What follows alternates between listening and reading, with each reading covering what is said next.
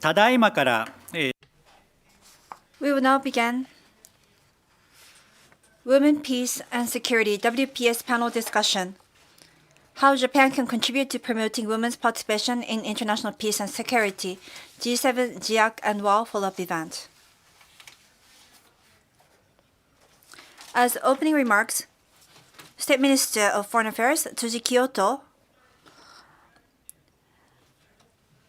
was, however, due to the diet session, State Minister Tsuji is unable to attend. Therefore, the Foreign Policy Bureau Deputy Director Imafuku will deliver the speech in his place. Schedule. Unfortunately, State Minister Tsuji was unable to come, so I would like to read his opening remarks on behalf of him.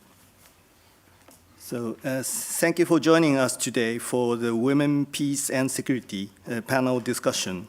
I'm pleased to be here today to discuss with members of the G7 Gender Equality Advisory Council, the Sasakawa Peace Foundation, JICA, international NGOs, academia, and the Tokyo-based diplomatic corps, among others.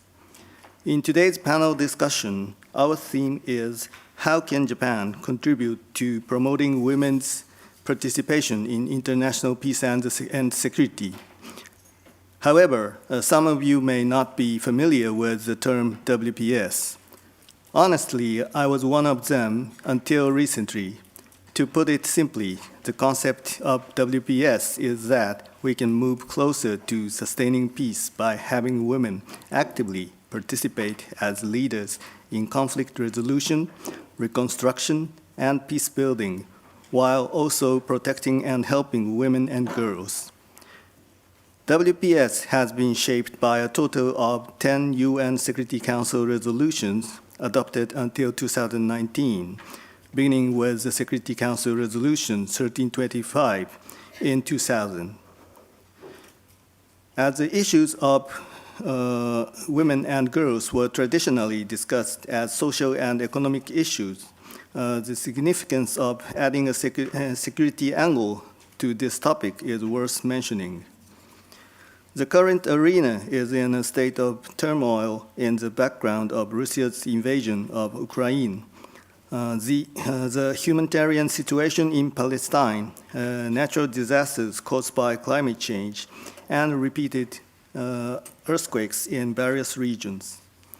At such a tipping point in history, it is important to incorporate this WPS notion in all areas to further protect peace and stability in the international society.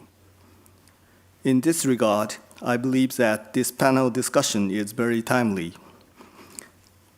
This event will be held in two parts. In the first, government, civil society, and ex-PKO officials will support on WPS initiatives unique to Japan. In the latter, a panel discussion will be held by experts with in-depth knowledge of the global trends of WPS. Panelists will include Ambassador Milan Vervier, Executive Director of the Georgetown Institute for Women, Peace and Security, and Dr. Maxime Hinato, Director of UN Women's Regional Office for Eastern and Southern Africa, from GEAC. In addition, we invited Mr. Peter Roberts, Minister and Deputy Head of Mission, Australian Embassy in Japan, from the Diplomatic Corps. We have also invited Ms. Meguro Yoriko, Chairperson of the WPS Evaluation Committee, to represent the external experts who will evaluate the government action plan.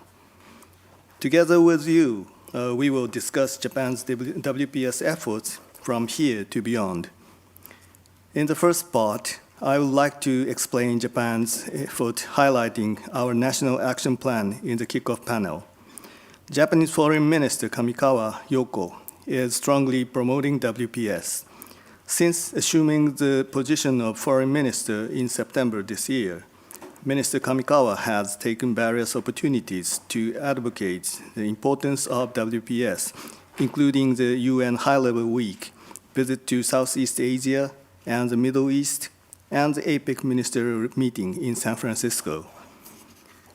Japan is currently on a decisive mission to promote women's leadership and gender equality. Many female leaders in various fields have yet to surface, while traditional notions of gender are still prevalent in society and culture. Thus far, I believe Japan can, should, and must play a more proactive role in addressing specific challenges other countries face and work together in these areas. I hope today's panel discussion will provide an excellent opportunity to further promote the WPS agenda. I look forward to hearing from you and your colleagues. Thanks again, all the best.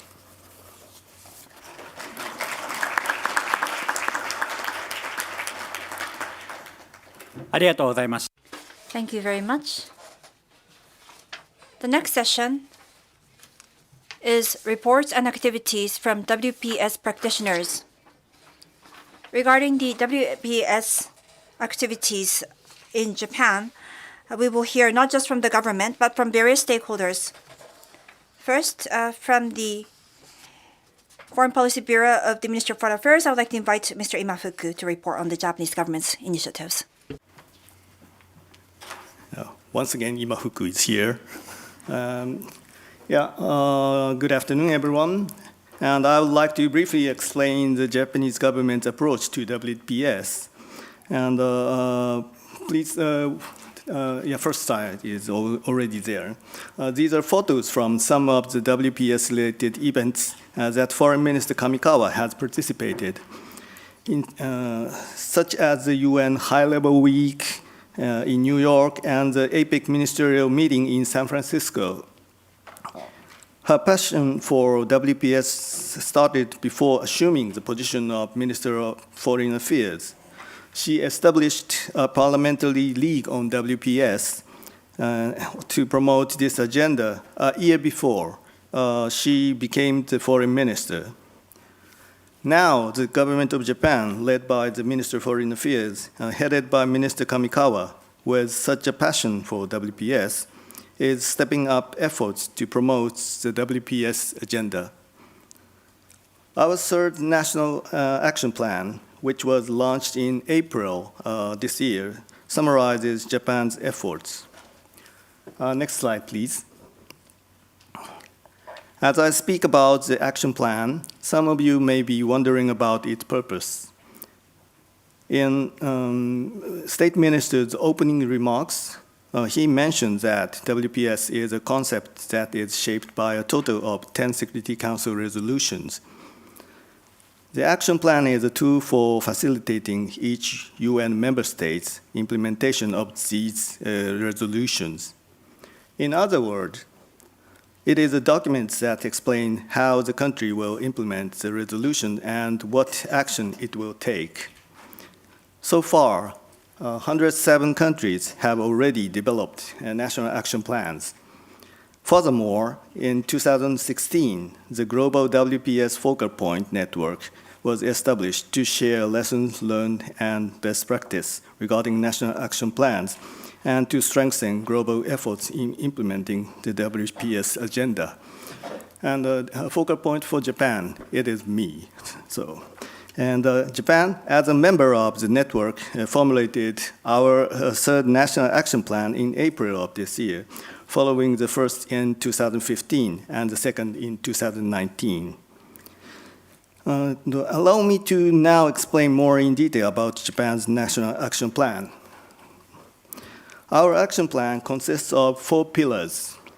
First, promoting women's participation in all phases of peace, security, and peace building from a gender perspective.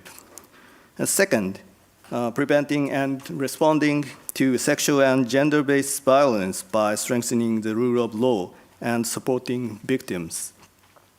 Third, developing human resources and strengthening the organizational capacity of relevant ministries and agencies to implement WPS in Japan. And fourth, implement a gender perspective in disaster prevention and response, reconstruction, and climate change issues. Our action plan not only promotes the protection of women and girls in areas of conflict, but also include a commitment to enhance women's leadership role in decision-making regarding natural disasters and human catastrophes. This is a unique feature of Japan's action plan, which is based on Japan's extensive experience of dealing with disasters such as earthquakes and floods. Another unique feature of Japan's action plan is that it clearly states that the need to promote efforts to change the attitudes and behaviors of men and boys. New ideas are needed to take WPS efforts to the next level, and we think that positive engagement of men and their perspectives are important aspects in this regard. Furthermore, we must ensure that the action plan is properly implemented. To this end, an evaluation committee composed of external experts conduct periodic evaluation of the implementation of the action plan. Next slide. Yes, thank you. As WPS is a concept elaborated by UN Security Council resolutions, promoting it in the UN Security Council is another priority of ours. Japan, currently, as a non-permanent member of the Security Council, has been actively contributing to discussions related to WPS. At the Security Council, Japan has issued several messages on WPS through a joint session with like-minded countries, and delivered a statement in council meetings, and participated in informal briefings. We are also promoting cooperation with UN Women and other international organizations. Next slide, please. Finally, I would like to highlight our assistance that we provide in various countries in collaboration with international organizations, JICA, and NGOs. In particular, we are forming support projects with a current focus on Ukraine and the Middle East, incorporating the WPS concept. I hope in this brief time, I have been able to explain to you Japan's effort to advance the WPS agenda. I hope you feel that WPS is something closer to our hearts, particularly during the time of frequent conflicts and disasters. After this, we will have reports from the Sasakawa Peace Foundation, JICA, the Minister of Defense, and others. I look forward to learning something new about WPS today with you all. This concludes my presentation. Thank you very much for your attention.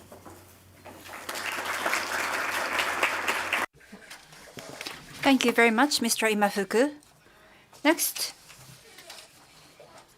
we will have Akiko Horiba, Senior Program Officer, Peace Building Program at the Sasakawa Peace Foundation. Thank you very much. I'm Horiba from Sasakawa Peace Foundation. I will just very briefly report on our activities. Sasakawa Peace Foundation is a non-profit private foundation conducting various international cooperation and exchange in various regions. We're especially focused on peace-building activities in Southeast Asia, and we have been involved in the Deep South conflict in Thailand to reach a peaceful resolution there. Locally, we provide support to women's groups, we gather women's voice, and we're trying to build a mechanism to deliver that voice to the peace negotiation process. Promoting WPS Agenda is recognized as a critical initiative because we are also a part of the on-the-field experience, and we feel the importance of WPS.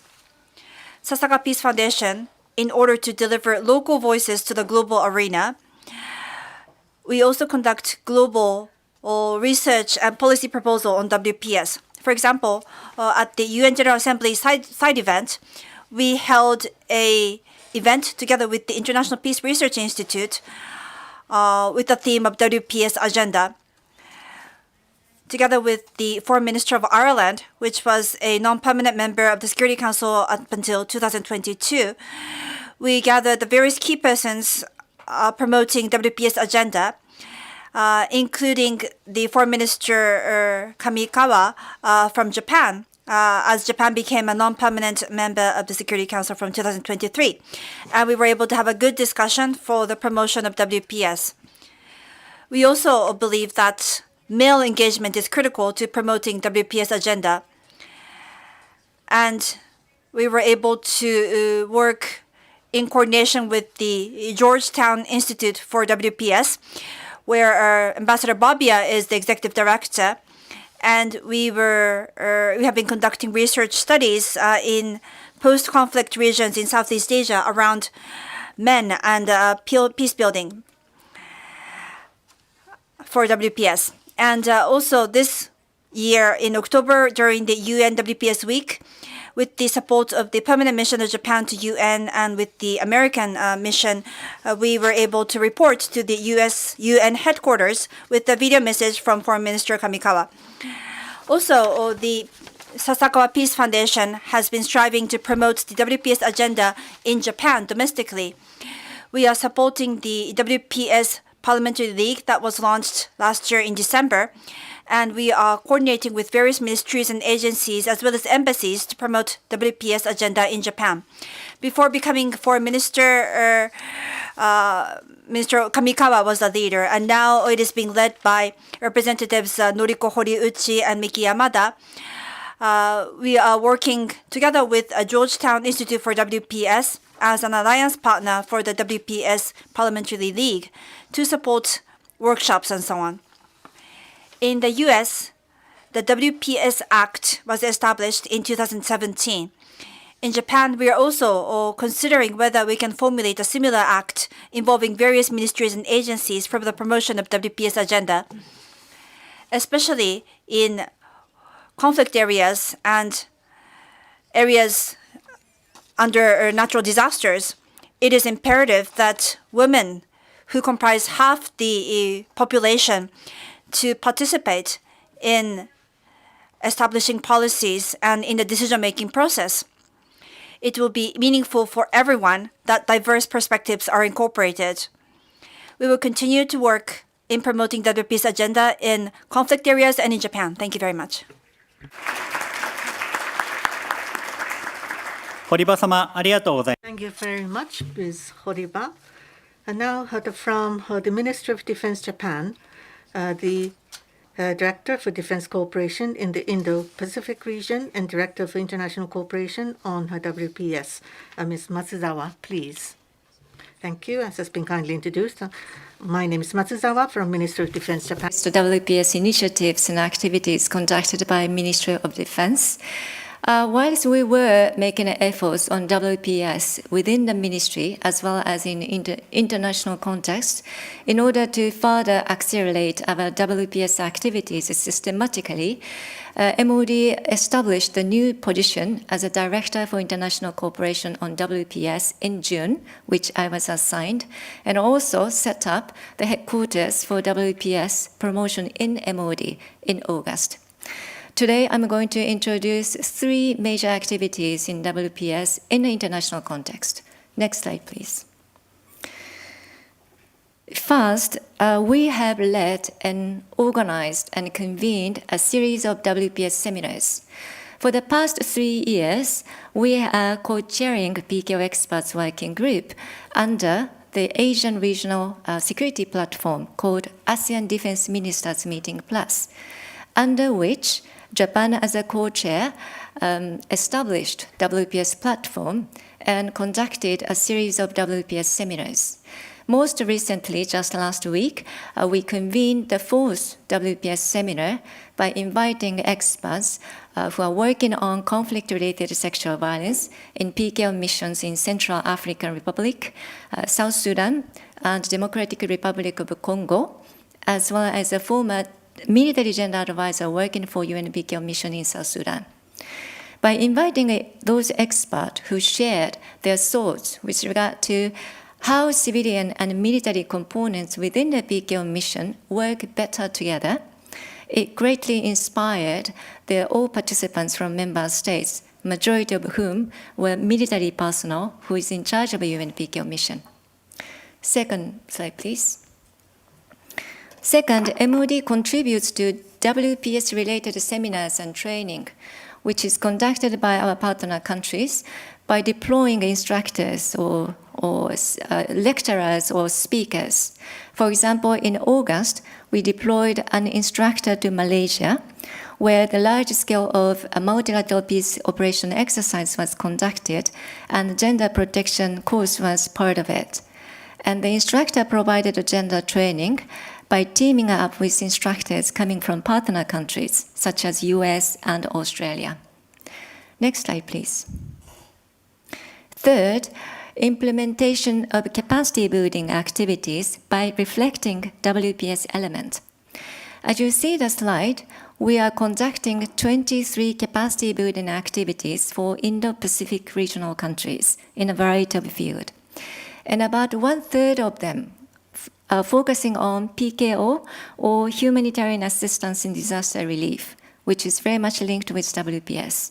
Therefore, from September, we have started to reflect the WPS element into the capacity building activities by delivering an introductory lectures during the implementation of 5 capacity building projects for the Philippines, Indonesia, Malaysia, Mongolia, and Cambodia. And next year, we plan to launch the new capacity building project specifically focusing on WPS for ASEAN. What I introduced today is just a part of our international activities on WPS, but we, as a Ministry of Defense, are firmly committed to make a double effort to advance WPS activities in the coming years, and we are committed to lead WPS in the international community. Thank you.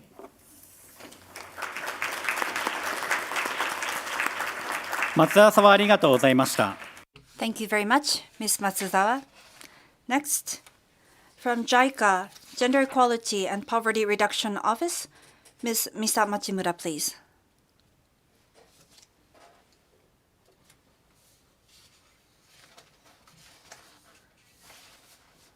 Thank you very much. It is a great pleasure to present on the gender activities of JICA. I am Machimura from JICA Gender Equality and Poverty Reduction Office. I would like to talk about our activities and training that we are conducting for disaster mitigation. Let me briefly introduce some background on disasters and gender. Natural disasters are increasing all over the world due to climate change and other factors. The impact of such disaster is not uniform, and people's experiences vary depending on various attributes and factors such as gender, age, disability, and economic status. In many disasters, more women than men are reported to be killed due to these different attributes and factors. For example, there is also the risk of child marriages and gender-based violence worsening, as well as human trafficking after aftermath of these disasters. Japan has been accumulating our experience based on the various natural disasters to incorporate gender and diversity perspective in disaster recovery. Drawing on this experience, JICA has been conducting a training course since 2015 on gender and diversity in disaster risk reduction and climate for administrative officers working on disaster management and gender equality, as well as those from civil society organizations. The objective is for Japan and participating countries to share knowledge and learn from each other on issues and initiatives related to gender and diversity in disaster response, and to co-create effective approaches to strengthen gender and diversity perspectives. The training program lasts about 3 weeks and is conducted in Tokyo and Sendai. During the training session, participants learn from government and local authorities about disaster prevention policy, evacuation planning, and shelter management that take into account the situation of women and vulnerable groups, and learn from women's disaster prevention groups and civil society organizations about the importance of diverse people, including women, participating in the decision-making process. We also visit disaster-affected areas. In addition, public events with specific themes are held every year, where lectures are given by experts, as well as presentations from the trainees' home countries, with exchanges with local citizens. To date, 107 participants from 24 countries, mainly from Asia Pacific and Latin America, have participated in the training program, who now develop disaster prevention activities in their own countries. In JICA's issue-specific training, participants formulate action plans to solve problems, reflecting what they have learned. A major feature is that in addition to individual action plans, trainees from the same country jointly formulate the action plan. By having trainees from different organizations work together to create an action plan, we expect the bond to last and for a sustainable initiative for the future. We also have a video summarizing the contents of the training in Japanese, English, and Spanish, so please take a look. This was a very brief report on JICA's training from the WPS perspective. Thank you very much for your kind attention. 町村様。 Thank you very much, Ms. Machimura. Now, turning to Peace Wins Japan, from the country representative of Afghanistan program, Ms. Kato will make her presentation. My name is Maki. I'm representing today a Japanese NGO called Peace Wins Japan, and I'll talk about Afghanistan's case, Women in Afghanistan, Possibilities Under the Restrictions. Okay. In the most recent years, Peace Wins Japan is implementing project to tackle the food insecurity, the severe food insecurity, hunger throughout the country in Afghanistan. And when we select the target population using the criteria, it is often the case that the majority of them are female-headed family or even child-headed family. So it is obvious that the burden of economic instability and social instability are on women and children, especially in Afghanistan. However, as you may know, since last year, 2022, the de facto authority Taliban has banned the female staff, NGO staff, in NGO activities, which was a huge shock to NGO community. Later, this ban was also applied to UN entities. So practically, female workers were excluded from humanitarian activities. However, there are exceptions. Female staff are officially banned, but through constant negotiation and dialogue with the local authority, we have achieved the presence of female staff on the field for the most essential and indispensable activities. Not all, but the most important ones. So often the case is that the national top-level policies do not match the on-the-ground reality. An emphasis that we make throughout our program is the engagement of men. As previously Ms. Horiba also mentioned, interacting with men to protect the rights and human rights of women is very crucial because men are often in the position of decision-making in the family.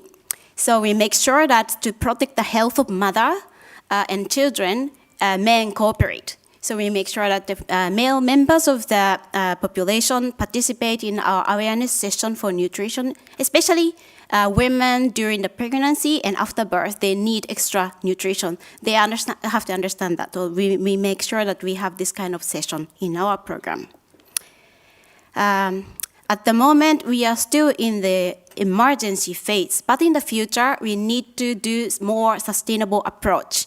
Within the current restrictions, we believe that it is possible that, for example, poultry and backyard garden for livelihood is possible and feasible option for rural communities in Afghanistan, and we want to do that.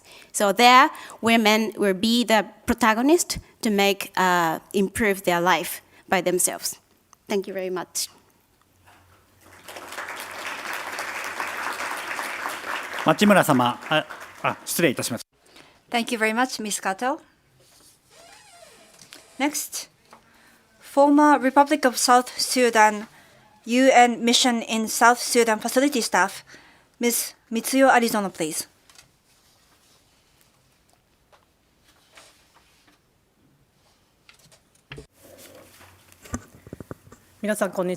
Hello, everyone. My name is Arizono. Thank you for this wonderful opportunity to talk about my activities.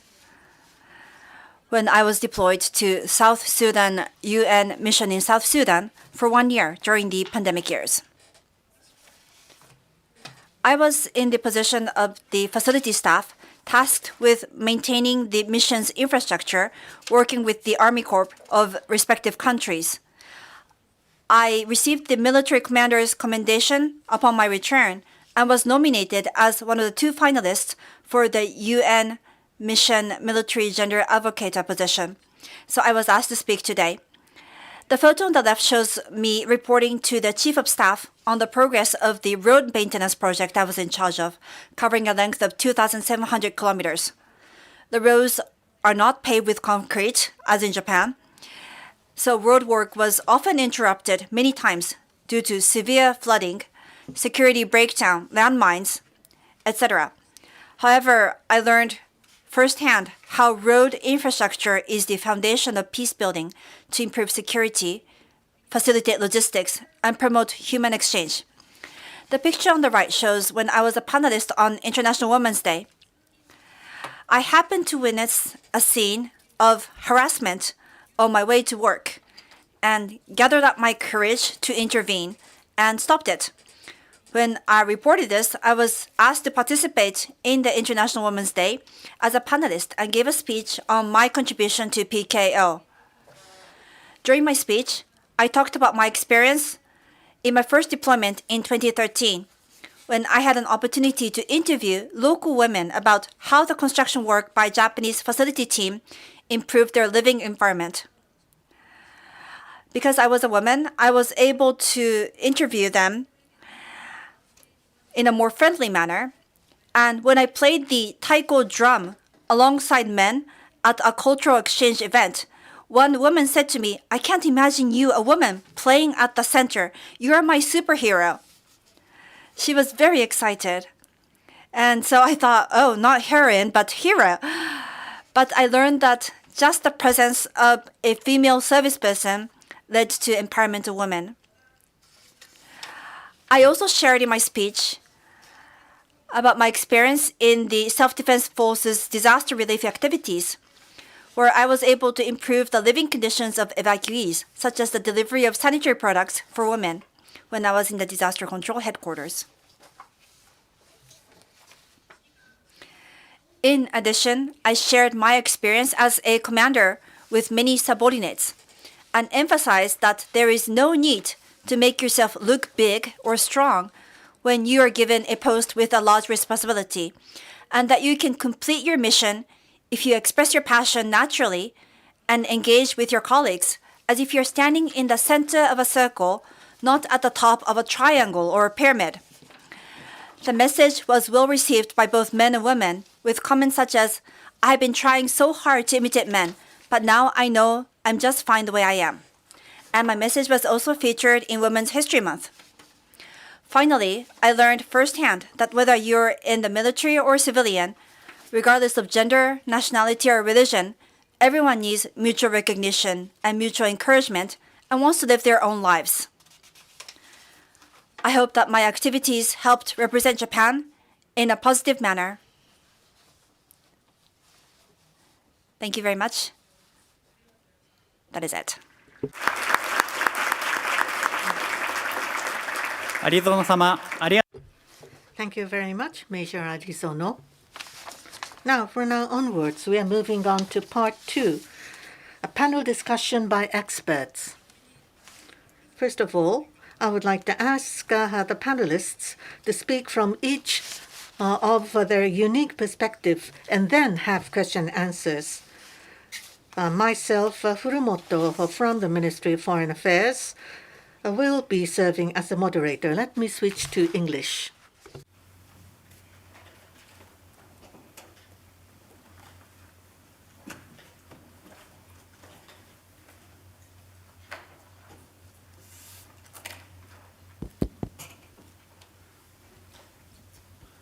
Okay, ladies and gentlemen, we're joined today by 4 outstanding panelists.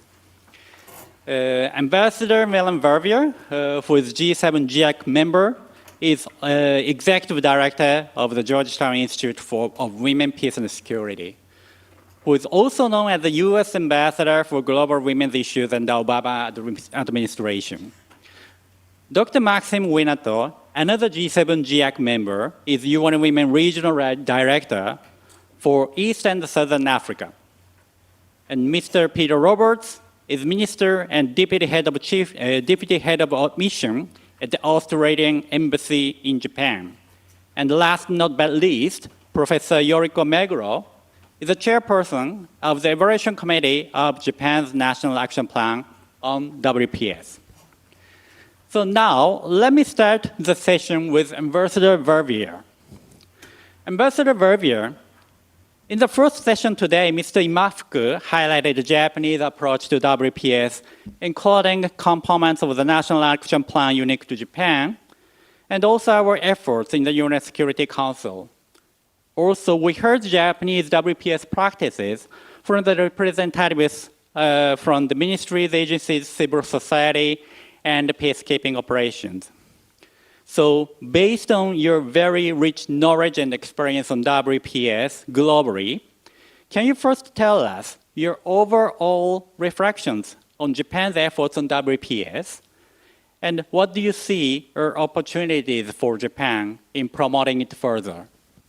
Well, thank you very much, and I feel I've heard from the experts, and they were the panel that preceded all of us speaking, and I want to congratulate you on the work that you are doing, because it demonstrates Japan's strong commitment in this area. And I may sound a little bit repetitive after hearing what Mr. Imafuku said, as he is the Japanese focal point on women, peace, and security.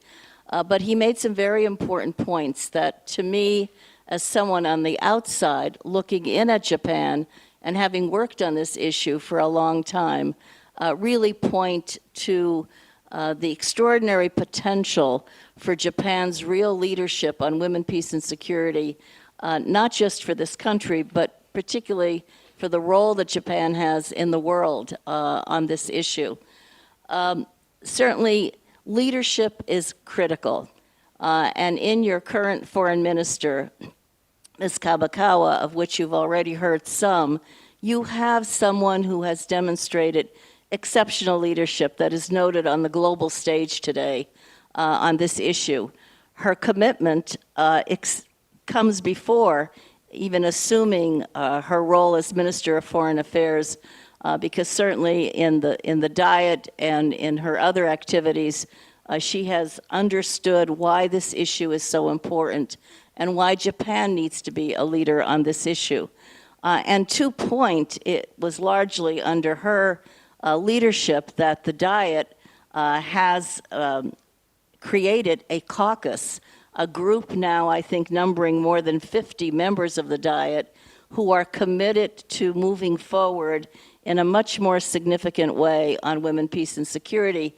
How that happens remains to be seen. This is a fairly new innovation. It's one that many have commented on globally in terms of Japan's leadership and potential growth in this area.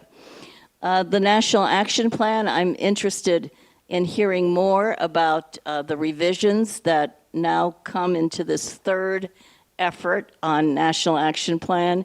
The NAPs are important because they're guidelines for how the country is going to proceed, how the government is going to proceed, working with civil society, and you heard from some representatives from civil society, as well as coordinate internally.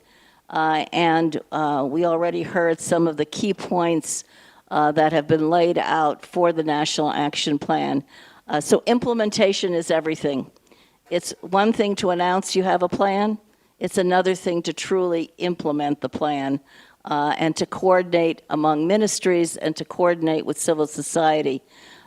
So that is something, I think, one, the fact that you have seriously undertaken a third effort, revising from where you were in the last two efforts, which is a really important indication of the seriousness that Japan has undertaken this. I think, too, when we talk about leadership, there is no doubt, and certainly something that I have witnessed, is Japan's role in the G7. Most recently, the communique that was issued in terms of a commitment to peace building to WPS, the foreign minister's communique, as well as the leaders, and the efforts that have been made to demonstrate Japan's leadership in the broader G7 community, as well as its role in the Security Council. As a non-permanent member, Japan has been in a position to really focus with the Security Council, which not only gave us the Women, Peace, and Security framework and all of those resolutions to the framework, but also is overseeing and working on those terrible crises that are confronting our world today. So Japan has an enviable role in many ways in participating directly on these kinds of issues and bringing the perspective of the WPS framework. Another area in terms of the efforts that I think is worth mentioning in terms of Japan's unique leadership capacity is in disaster risk reduction. Combine that today with everything that's happening from climate change, from the flooding to the droughts to the wildfires to all kinds of problems in our environment that are upending people's lives. They have to move. They have to find new ways to exist. And either that comes through adaptation and mitigation of where they are, if that's possible, or it's increasingly leading to conflict because there's competition over diminishing resources as people are displaced. So I think in this area, Japan has a long history in terms of how it's dealt with disasters, natural disasters, over many years and can contribute immeasurably to the global discussion today because we are, for the first time, in many ways, seeing climate change as a security issue. It's an issue of, our existential issue for our planet, for our world, but it is a triple problem in many ways, a multiplier, a threat multiplier. And again, I think what Japan can do is something where it can demonstrate, again, its leadership in ways that others in our world don't have comparable experiences. I think another strength of Japan and efforts that have been made has been that Japan has been a very generous donor member of the global community. And the kind of resources that have been provided through JICA and beyond in this area is something that should be applauded. But I also think there are ways that there can be a greater confluence between what is happening diplomatically and Japan's priorities and the resources that are available. And one area I think there needs to be greater focus for all of us is for our diplomatic efforts, our development efforts, our defense efforts to be better coordinated in a way that it influences our day-to-day work. So you can say, I'm all for women, peace, and security. We have X, Y, and Z program.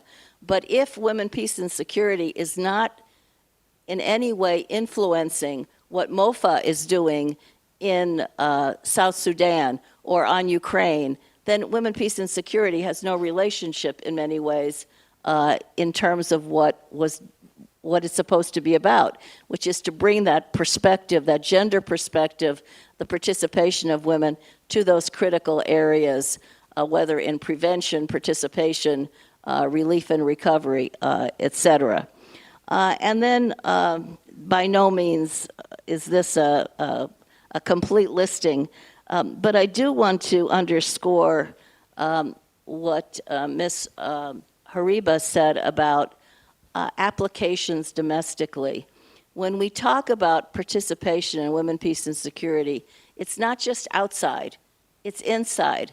how are we organized in terms of women's participation in the foreign ministry, on disaster risk management, in terms of negotiations that may be happening at the local level that we're trying to influence. So I think to bear in mind that it has a domestic application, as you see in disaster relief reduction, but beyond the obvious in terms of the challenges that we're confronted with around the globe. So I'll end there for now. Thank you very much for very comprehensive feedback from Ambassador Vervier. I just wanted to mention to the colleagues that which I forgot to mention earlier. Ambassador Vervier mentioned about the parliamentary caucus. Actually, we're supposed to have a representative from the parliamentary caucus for WPS today, but due to the parliamentary session, she was unable to participate. But we know that she really wanted to come here. Okay, with that, let me now turn to the next panel member, to Dr. Winato. Dr. Winato, Ambassador Vervier also emphasized the importance of implementing WPS. And now you're currently in charge with UN Women's program across the African continent, which struggles with the repeated conflicts and natural disasters. And Japan, as a donor, has various assistance projects through UN Women, UN, and other international organizations, GEAC and NGOs, in particular in Africa. So based on your experience working with not only with Japan, but also with other development partners, can you tell us how development partners are successful in WPS implementation, as well as any challenges that you would like to share? Thank you very much. You give me the opportunity to thank Japan for what you are doing in Africa. To be very honest, it's making a difference in terms of addressing the conflict issues that we are facing on the continent. And since we are in the university environment, I think I will give a couple of examples that illustrate that from the research perspective. Because when, as UN Women, you are the reference in terms of women, peace and security, and everybody is doing women, peace and security, you have to refine so that you supply other people with a research element that will allow them to work. One of these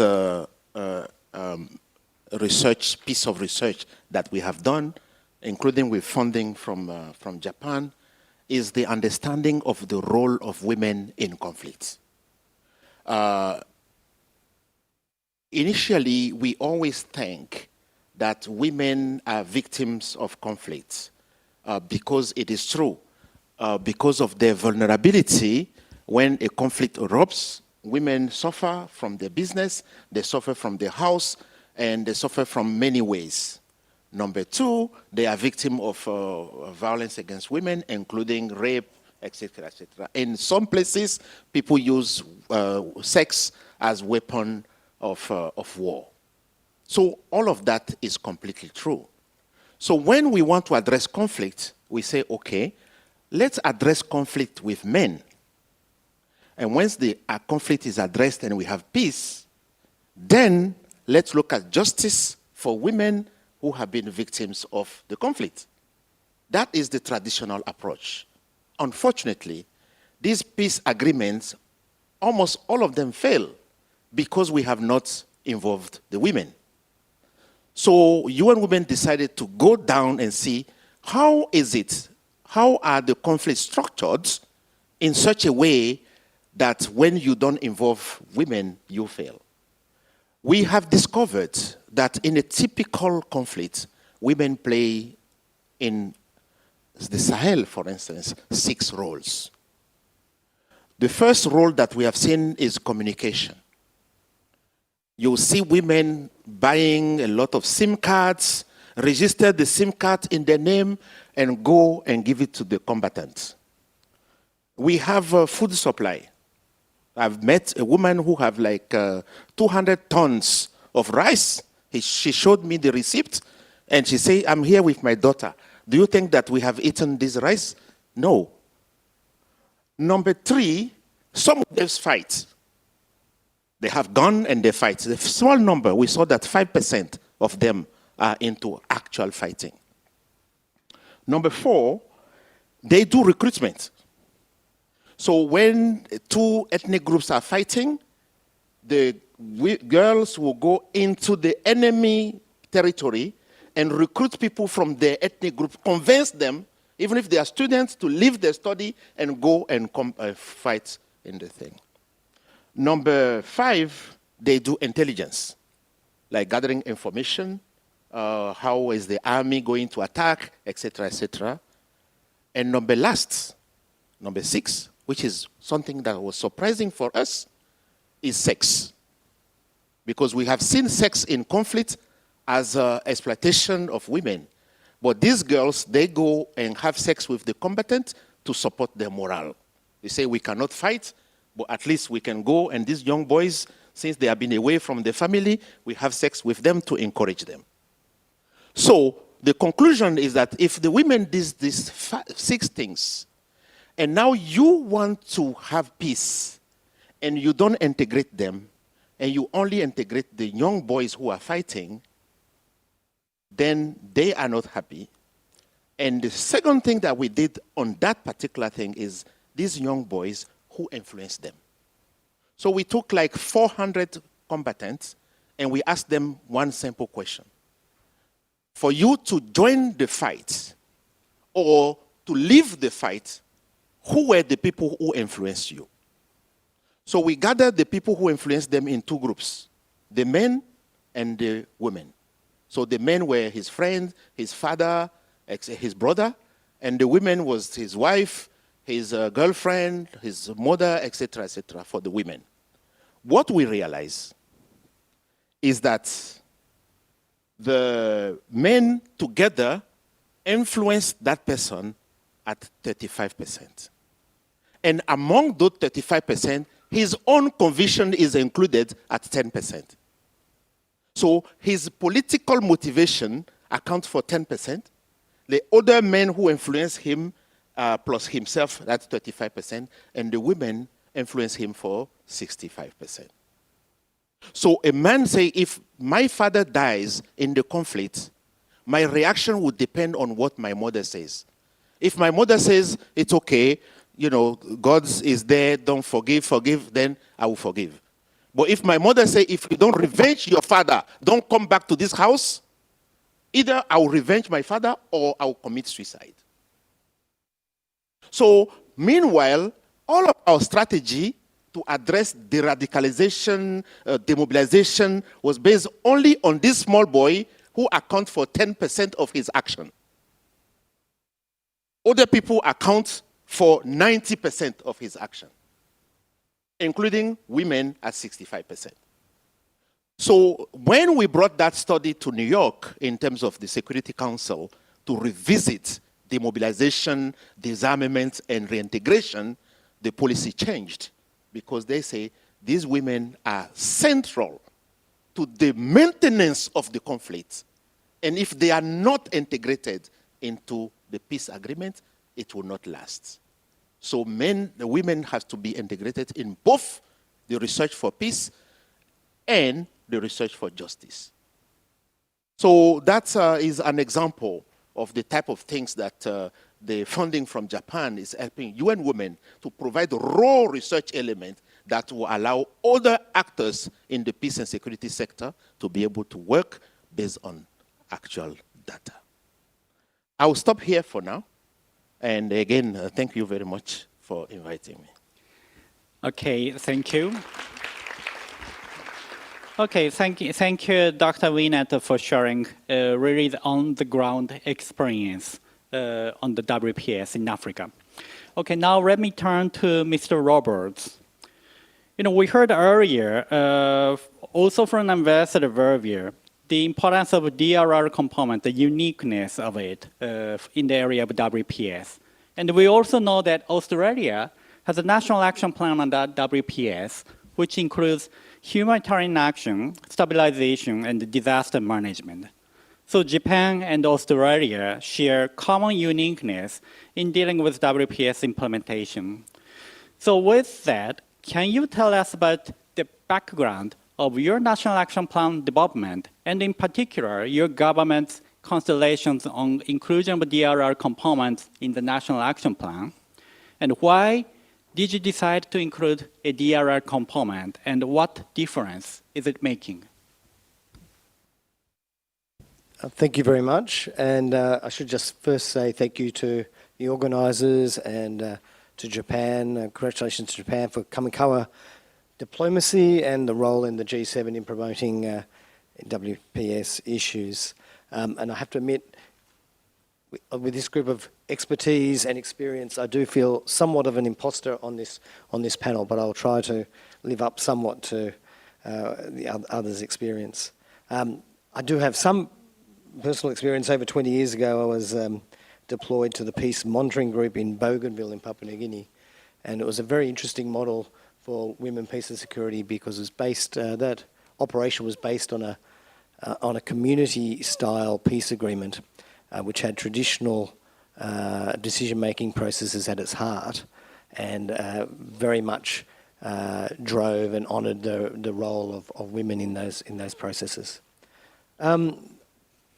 On this specific issue on disaster risk reduction, inclusion in our National Action Plan, we're on our second National Action Plan on women, peace and security, 2021 to 2031.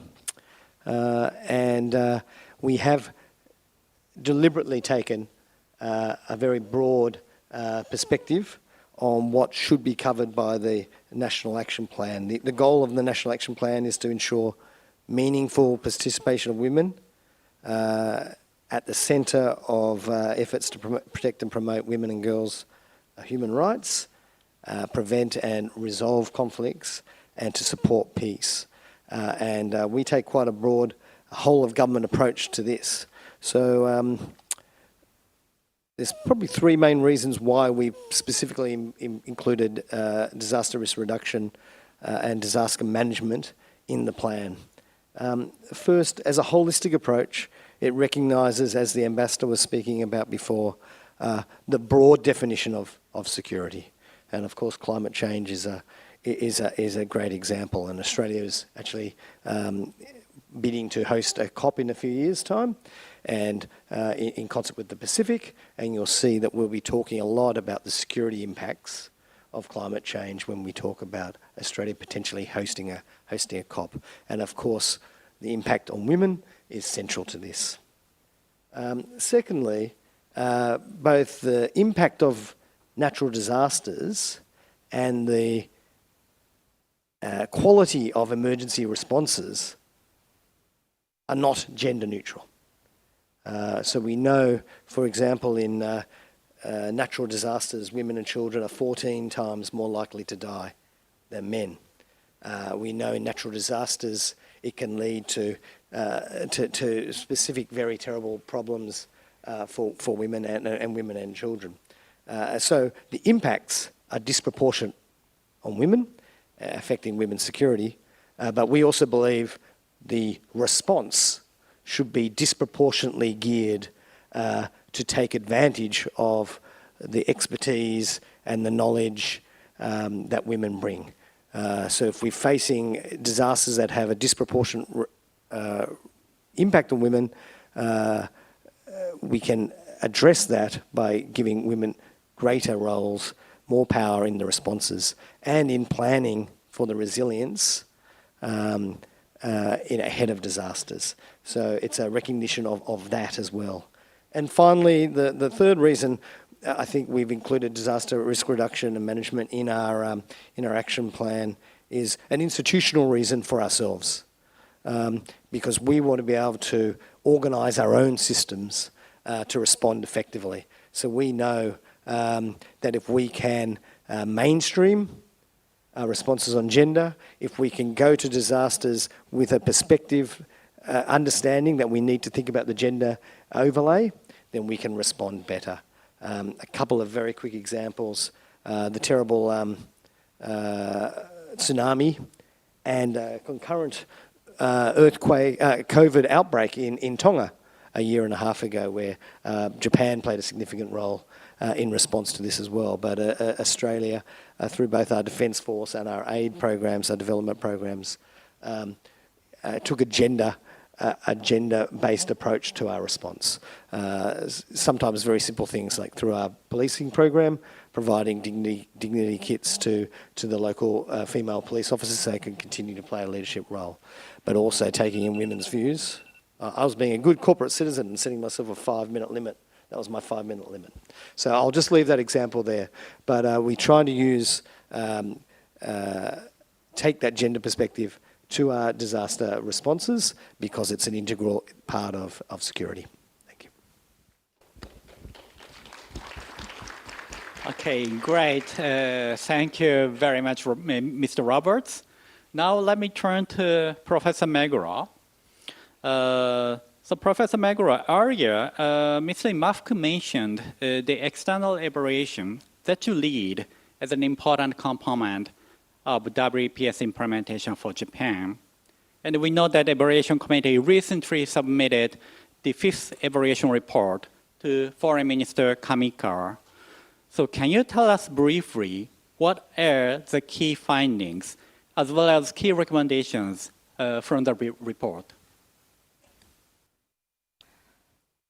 Thank you so much for your introduction.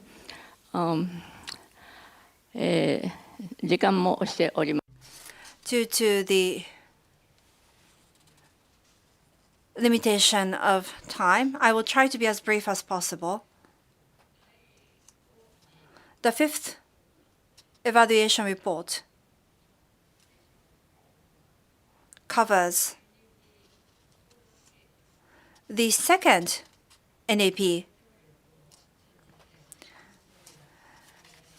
to address humanitarian crises such as natural disasters and conflicts, the peace and security of women and girls. This was the main scope. Preventing disaster and conflicts, recovery of the region, and maintaining peace and security. Women to participate and take leadership across all of these activities to protect the peace and human rights of women and children to realize a gender-equal society. Peace and security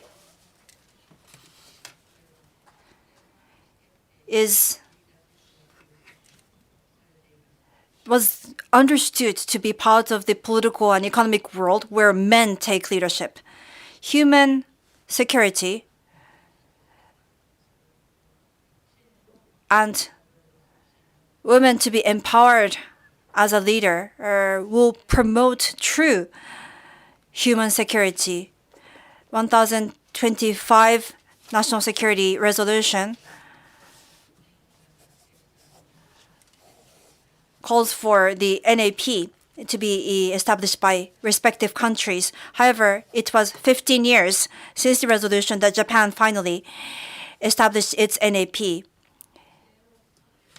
Japan's NAP has not progressed sufficiently from simply involving women as targets of us promoting security.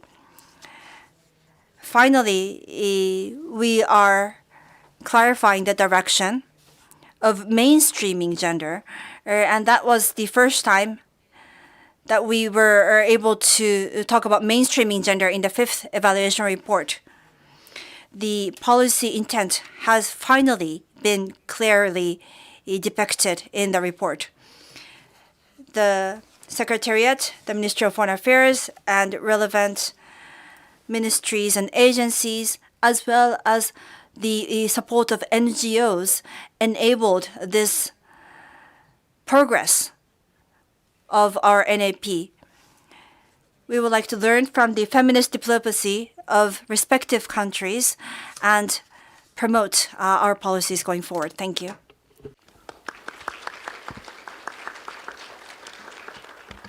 Thank you very much, Professor Meguro. Well, wow, we already heard a lot of rich contributions from the panelists. And actually, I wanted to go for the second round of follow-up questions to the panelists. But looking at this huge number of the audiences today in this floor, I really would like to ensure ample time for the questions and the answers. So now I would like to open the floor for the questions and answers. And I kindly request the panelists also to try to answer to the questions maybe in a succinct manner, but please try to elaborate further with whatever you wanted to add as a panelist. For example, any further global views and recommendations on the how to the pathways for the WPS in the future, or any views on the men's involvement, or the how you organize yourself within the government, or any and how do you deal with the challenges of interacting with civil society, academia, external actors as the implementers of WPS, etc. I kindly request you also to reflect upon those points in answering to the questions. Questions you may have from the floor. So, colleagues, we already heard a lot again from the panelists. For example, importance of the leadership, the need for the diplomatic efforts to have us coordinated better for the day-to-day work. We also heard the broad definition of the security, which involves climate change and its impact on the women. We also just heard the need for women's participation, which evolved in line with the human security. So with all those in mind, I would like to now open the floor for questions and comments. In doing so, please raise your hand. And when you ask questions, when you make remarks, please let us know your name and affiliations. Okay, gentleman over there.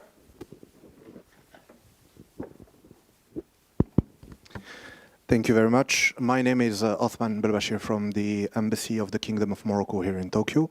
First, thank you for convening this entire day's event and for the knowledge and report that you shared with us this morning and the comments today. I would like to build up on Dr. Huinato's comment and make one additional comment and ask a question. I thank you very much, Doctor, for underlying the different roles of women and compared to the traditional approach that we have. I have myself worked for the past 12 years before coming here on counterterrorism, cooperation, etc. And I would like to suggest a seventh role that I've seen, that we've seen mostly in the Levant under Daesh, but working with colleagues from the Sahel also was appearing to us, was the role of women into inter-ethnical sexual abuses or inter-ethnical different abuses such as re-emergence of slavery, modern slavery, etc. And it was very interesting and very important because when we talked about reconciliations and accountability for violence against women, most of the time we think about accountability of fighters and not necessarily accountability of the spouse of the fighters or the entourage family of the fighters. And this leads me to my question, which is, the data, as you said, we have had that for years. Like the role of women that are unconventional to what we think. If you look at, for example, the rise of Daesh since 2013, we saw the role of women as combatant, as intelligence, as logistical suppliers, etc., etc., etc. But it seems to me that there is a kind of a misalignment between this bottom-up approach that we all working with. Universities do an amazing job, but also diplomatic postings, intelligence service, military, etc., etc., and the echelon of decision, what is policy design and policy making, which is very much built up primarily or triggered primarily by opinions, intentions, and ideas. Then you find up sometimes some kind of confirmation biases into the design of the policy and into the use of the data. So my question is, how do you see, my question is actually for the entire panel, how do you see that we can better align those observations that we all made since this morning, which represent the reality in the field, And on the other way, the policy making, or at least advisory role that we all can have to be able to minimize the gap between that confirmation bias at the decision-making level and what we're bringing up as information. Because otherwise we might, I'm afraid that we might repeat the same panel and conference in the next 5 years and talking about the same thing again and using new data that only confirms what we've been known for 5 years again. Thank you. Okay, thank you very much. Let us take 2 or 3 questions in one round and ask panelists to respond. Can we have some more questions from the floor? Okay, the lady over there. Thank you so much. My name is Maria Elena Moreira from the Embassy of Ecuador in Japan. We are very glad to be here and sharing all these points about women, peace, and security. My question is also for Mr. Giunato. It's regarding the investigation that your office has made and was presented to Security Council. As you know, Ecuador now is no member of the Security Council. And it's very short. My question is, how was received this report in the Security Council, and if it has been the possibility to share also this investigation with the General Assembly? Thank you. Okay, thank you very much. Any other questions or comments from the floor? Okay, the gentleman right here. Good evening. My name is Baba Sila again, and I'm from Embassy of Guinea. And I'm giving a very short question to our colleague, Mr. Peter, right? Because he's from Australia, and I'm the one who covers Australia. So I'm very concerned by that. Will you please tell us, if it's not secret, how the revenue as far as the salary between a woman and a man in Australia? Thank you.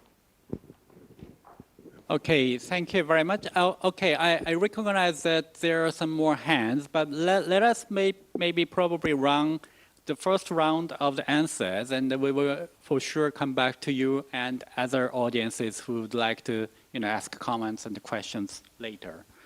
So, okay, so now to the panelists. We heard some questions from the colleagues from Morocco, the gap between the bottom-up approach and the policy. How do you, kind of link those together in the reality? Also, the colleague from Ecuador asked about the UN Women's Report to the Security Council. How was it delivered?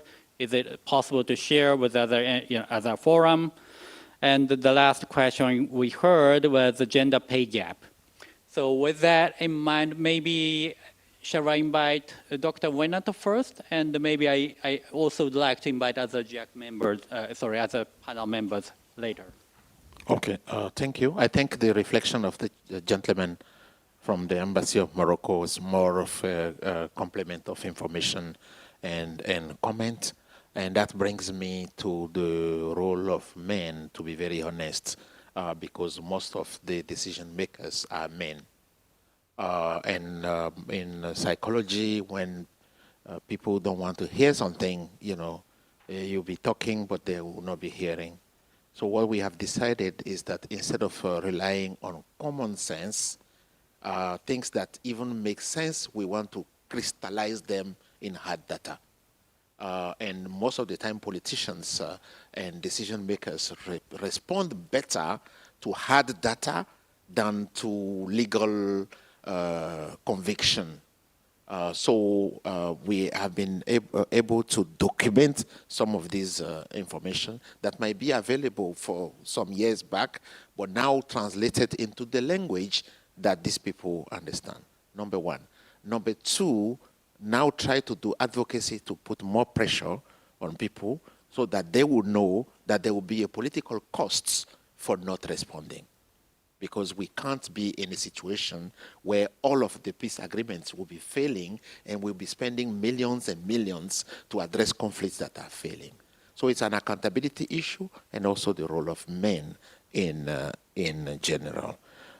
For the Security Council and the General Assembly, it's something that we have shared, and the reaction was the same as the reaction in the Security Council, because they gave instruction to the UN mission in country to change the DDR policy to include the women, not just the 5% that have a gun, because the DDR process, the first step is that you bring a gun first before you are disarmed, because they say you cannot be disarmed if you were not armed before. Now, for the women, it's only 5% that were armed. The 95% were doing other things that were not armed. So we say, yes, we can disarm somebody without the arm, because she's armed in her mind. So we have to disarm her mentally. So that new concept of mental disarmament is now started to make its way into the UN policy. Thank you. Okay, thank you very much, Dr. Winata. May I also invite other panel members if you would like to answer to some of the questions? Would you like to? Okay, Ambassador Vervia, please. Just some related comments. I think the issue more broadly that our representative from Morocco raised is worth pondering, and that is more broadly, how does the experience on the ground reach the policymakers and how does it impact them? And I think that's a fundamental question in women, peace, and security because, for example, you've got women on the front lines the world over, many of them already engaging in facilitation, dialogue, diffusing conflicts, having firsthand experience. But when it comes to negotiations to end those conflicts, they are rarely at the table. It's a whole different group of people who come in and the experience on the ground is discounted. And we call it track 3 and track 1, but 3 never meets 1. And we've got to work in a better way to take more broadly your question, which is how do you bring the two together? Because there is critical information at the grassroots level that needs to reach the more formal level. And then secondly, I just want to reiterate this issue of male allies. It is much frequently heard these days that we need men as allies in this space. And I am led to discuss momentarily the work of, for example, the Sasakawa Peace Foundation, which is doing conflict prevention work, dealing with post-conflict situations in some circumstances, and has done really extraordinary work in understanding male attitudes, masculinities, and how that affects future peace possibilities coming out of violence. And they took that work that people had done on the ground, the actual members of those regions who've been directly involved, surveyed them, worked with them, collated all of that information, and took it to the United Nations in a special event to share more broadly what we all need to learn about how this issue factors in. And I think in both of these instances, they're examples of how you can take unique situations possibly and enable them to apply more broadly. Because one of the problems we have is there are many solutions that take place that nobody ever knows about. And we don't scale a lot of the work, good work that goes on. So I think we need a better way to really ensure that some of these kinds of experiences are going to be scaled to apply more broadly. Great. Thank you very much, Ambassador Vervia. Mr. Roberts, would you like to also... Well, I will answer the question from our colleague in Guinea. It's not a secret, but it's not something I knew, but I was able to check our official statistics. So the current as of May 2023. The full-time average male average earnings are 13% higher than full-time average female earnings. So of course, there's a whole range of factors there, but that's the base statistics. I think in the sort of area we're talking about, women, peace, security, diplomacy, defence, there's been a concerted strategy to build the role of women. Our last 3 foreign ministers in Australia have been women. Our current secretary, Jim Khan, of the department is Jan Adams, who was our former ambassador here. I think in 2021, over 40% of our ambassadors overseas were female. I think it's gone up since then, actually. There were some appointments yesterday, so I haven't factored those in. And there's set guidelines in my department, for example, of Foreign Affairs and Trade, Gamu Borkshaw, of women in leadership. So, for example, at our first assistant secretary level, I'd say Kyokucho or DG level in Japan, we have over 40%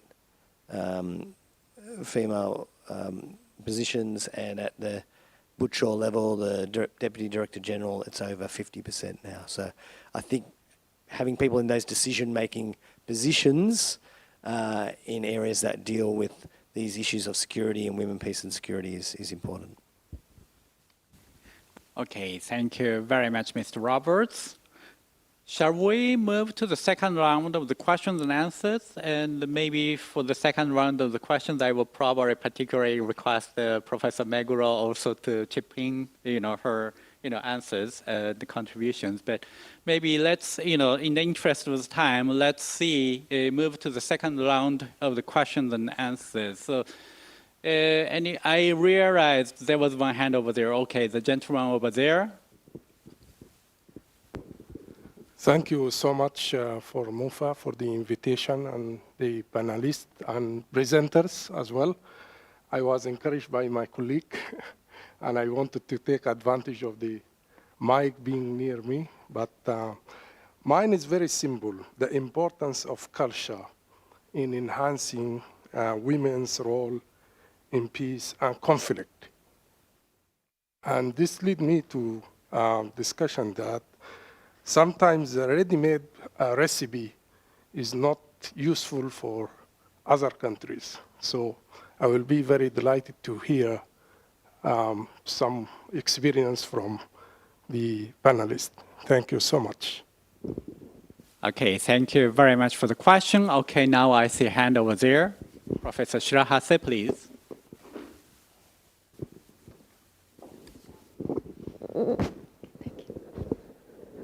Thank you very much, all. It was really interesting.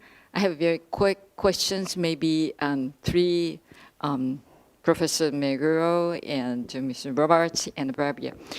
The first thing, Mr. Roberts, mentioned about climate change, and Dr. Barbia also mentioned about disaster risk reduction. These issues has already been discussed in its own field, but why we should, discuss, or what benefit or merit to discuss under the framework of WPS? That's I'd like to make sure. And finally, related to these issues, Professor Meguro is also, she mentioned about gender mainstreaming. Gender mainstreaming is also the major issues in the GEAC as well. But why we should, re-emphasize gender mainstreaming again under the framework of, WPS. So I like to make sure how the important or useful to discuss these issues, which has been discussed outside. So I like to know. Thank you. Okay, thank you very much. Is there any questions, comments? Maybe we can take just one more. If none, we can, okay, there's one lady over there. Okay, please go ahead. Hi, thank you so much for all your presentations. It was really amazing to hear you all. And I'm a graduate student from Waseda University, and my question is more regarding for students? I mean, you already have like a really solid career, but what would you say to young researchers or young professionals that want to join and, I don't know, improve the WPS agenda, but from like a lower position? Thank you. Okay, thank you very much. So now we have comments and questions first on the importance of the culture in enhancing women's role. So it's saying that not one size fits all, sort of the background. And also the question, the climate change, why should we discuss the climate change? I mean, what is the benefit of discussing it in the context of WPS? Gender mainstreaming, also, why do we emphasize it? And the last question was for the young researchers, what do you say to the young researchers in terms of WPS and maybe gender mainstreaming? So with that, can I invite panelists to respond? Maybe Meguro Sensei, would you like to go first?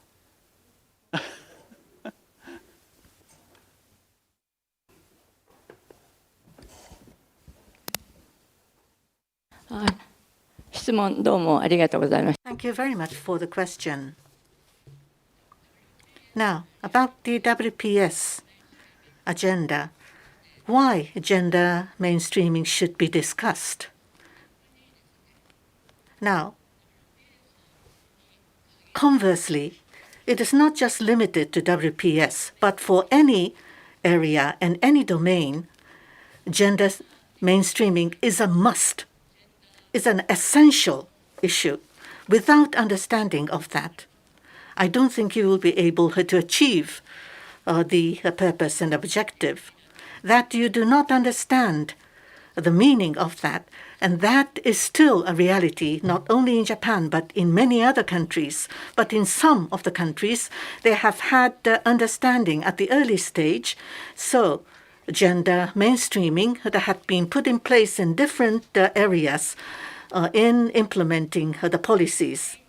But the main target is gender mainstreaming to start with. We are discussing the policy making.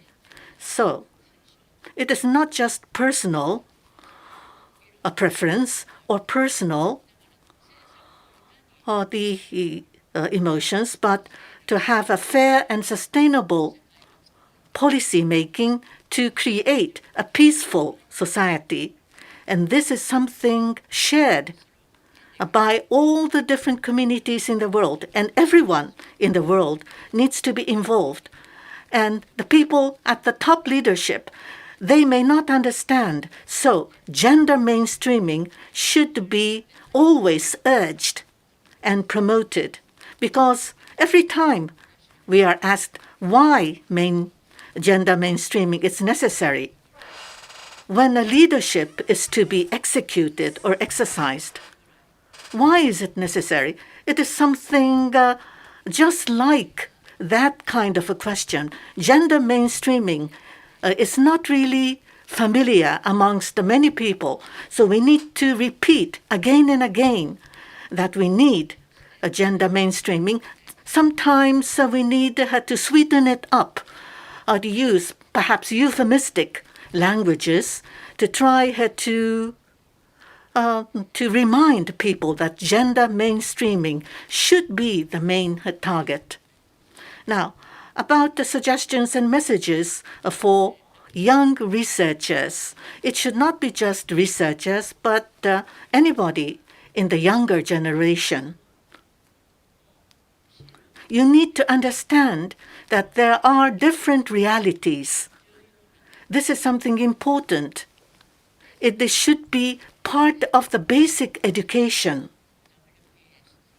It so happened that the WPS, it may sound terrifying, it may sound too serious as a name, but you don't have information in this particular field widespread and understood yet.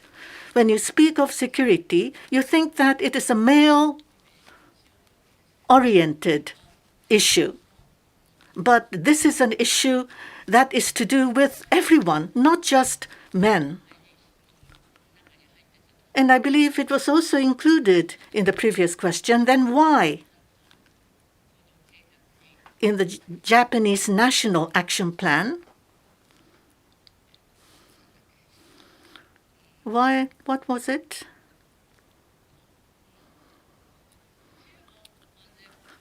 Peace and security, something different from peace and security, are included in the case of Japan because Japan has experienced natural disasters again and again. So that is because perhaps DRR should be included in the action plan. And what is the common thread? To protect peace and to create a peaceful society. Thinking about the life of an individual, if you are victimized, if you're affected by disasters or other troubles, for example, if you are dying, then you need to save the life. But if that person, what kind of life should she or he to experience? So there is a common thread, be it disasters or be it conflicts or wars. If you're a victim and if you're affected, because you do not have control over these situations, you are not responsible, but you who become victims and you are affected. So you need to have long-term support and assistance provided to these individuals. For example, if you go through negotiation for peace and to stop the war, that is the top priority, I do understand. But beyond that, those who have been affected and victimized, how to help them to rebuild their life and livelihood. What kind of support and assistance can we provide? We need to seriously think of this. This is not just for Japan. But Japan could do something. That the DRR has been included in the National Action Plan is something very good and very impactful. Now, I forgot about answering about the message to the youth. Sorry. Very much, Professor Magro. Probably we have one more question not answered, which is the question on the culture. Is any one of the panelists would like to address it? Dr. Winato, okay, please go ahead. I can say something about culture quickly. I think it's very critical. Everything that we do, we underestimate the importance of culture. One example is online. When you check online at a certain point, 10 people talking about gender, you see 9.5 will be saying negative things about women. And 0.5 will log off after 1 week because all of the other will start attacking him or her. So that shows that all of these 9.5 people that are online under the pseudonym and saying stupid things, they are people in the administration that government is relying on to do policy. And when they are doing policy, they will be reflecting in the policy that they are doing, the opinion that they have that you see on internet that they are showing without their name. So it's very, very important that we get into online also to see how we can address cultural issues that are now finding their ways into administration and government policy. Thank you. Okay, thank you very much, Dr. Winato. Well, let me double check if we have any very, very final comments, probably from Ambassador Verveer and Mr. Roberts, then we would like to hear maybe in 1 minute each.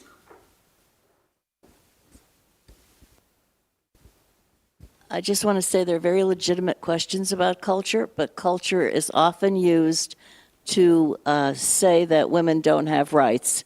You know, I remember in Afghanistan so many times hearing both from people in my own country, so-called experts, as well as people in the international field saying, well, you can't bring this to these people because they don't understand. And Afghan women were explaining that their mothers were teachers and lawyers. What are we talking about? Somebody imposed their own views on these people and took away their fundamental rights. I've seen issues like female genital cutting, which you would never think could end, being ended in communities because leaders, tribal chiefs and others came together to end it. So, excuse me, I think we have to always be a little skeptical. Culture has a role. We have to understand it, but it is often used as an impediment for women's rights. Okay, thank you very much, Ambassador Vervier. And Mr. Roberts, 1 minute, please. Thank you. Well, maybe just picking up on the question before about why we think about WPS in the context of other issues. I used to be, a very long time ago, a climate change negotiator. And I have to admit, sometimes people would say, oh, we're here to talk about mitigation and adaptation. Why are we complicating it by talking about other issues? But of course, if you're asking people to change their energy systems, you have to be able to think about what it means for their economic development, for sustainability of the society, and all the other impacts. So I think that is the sort of perspective we're trying to bring with women, peace and security. And so if we're thinking about a disaster response, the example you gave, we need to go in also thinking about what are the impacts, specific impacts on women, because if we do that, we'll have a better response. Both that there's a disproportionate impact on women, but also women can play a bigger role in delivering better outcomes.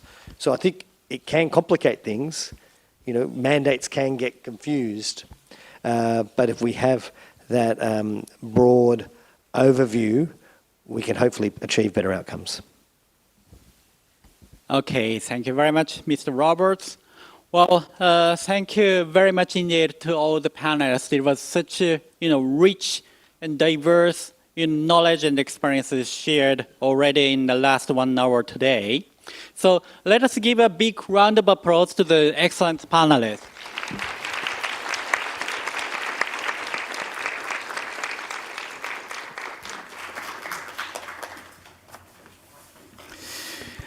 Thank you very much. Now, we can continue on and on about discussion, but we are now closing our panel discussion. Lastly but not least, I would like to ask the Deputy Director General for Foreign Policy Bureau, Ambassador Imafuku, to give his closing remarks. Once again, thank you for coming to today's discussion. The international community is currently at a historical turning point, as you know. Under the current circumstances, the question is how Japan can contribute to the promotion of women's participation in international peace and security, and how Japan's unique characteristics can be utilized in this regard. I'd like to express my sincere gratitude for the wide-ranging positive discussion and frank comments we have received today from WPS experts who are on the front lines of emergency relief and peace building, as well as from the diplomatic corps and academia. At the beginning of this meeting, in the statement of the State Minister Tsuji, it's introduced Japan is strongly promoting WPS under the leadership of Foreign Minister Kamikawa. In order to bring the international community closer to sustainable peace and stability, we need to promote gender mainstreaming so that more women can participate and exercise leadership in various policies. So some people pointed in the question and answer section, peace and stability, as well as economic and social development, are inseparable issues. And I believe that measures in each of these areas have mutual influence and application. From this perspective, Minister Kamikawa initiated WPS plus innovation to consider WPS together with the other area, together with business people in San Francisco during the APEC summit in October. And today, Minister Kamikawa, she is in Geneva to attend the Global Refugee Forum, and she is exchanging views on WPS with experts in humanitarian aid and refugee assistance. During today's panel discussion, we heard many useful opinions from a variety of perspectives. The Minister of Foreign Affairs will take your comments into consideration as we further promote the WPS agenda. Thank you very much for your time today. Thank you very much.